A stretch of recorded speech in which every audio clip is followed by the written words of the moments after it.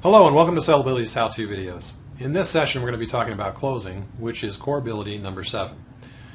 I think that a lot of us as salespeople, we tend to focus on, okay, closing, when to close, and obviously this is important, and at the end of the day we want to make a lot of closes. But I'll ask you a question. If you're in the presentation with your customer and you have a tension, that you're thinking, okay, when should I close, when should I close, that's not the best situation to be in. What you should be focusing on is actually following your sales process from beginning to end. In the beginning, when you first greet the customer, what you're trying to establish at that point is trust. Make sure at that point you're not focusing on closing.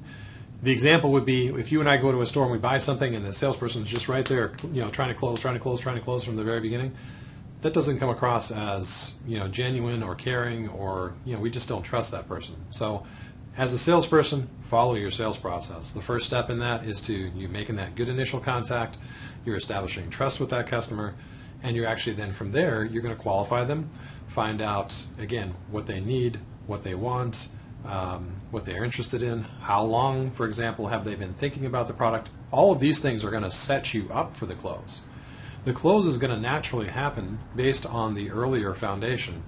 Now there's many videos that are covered in the Knowledge Center in the section on communication, contact, and control, as well as certainty. So if you go through those particular videos, then that'll give you the exact technology on setting up the close from the beginning and giving you the good foundation.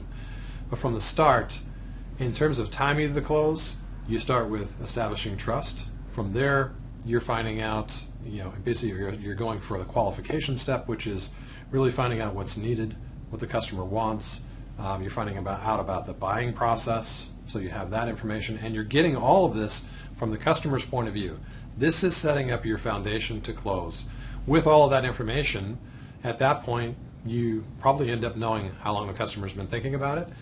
Have they ever used a similar product or service? What features and benefits that they're looking for?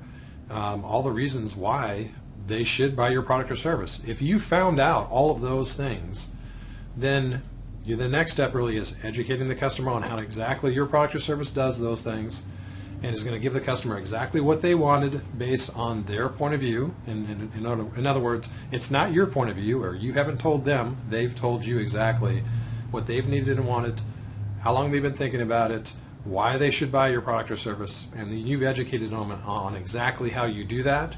You're going to be able to transition to the close quite easily, and that'll be the timing for the close. But it's naturally going to happen without you having any particular stuck attention on it. So hopefully that makes sense, and you got that tip. I'll see you next time.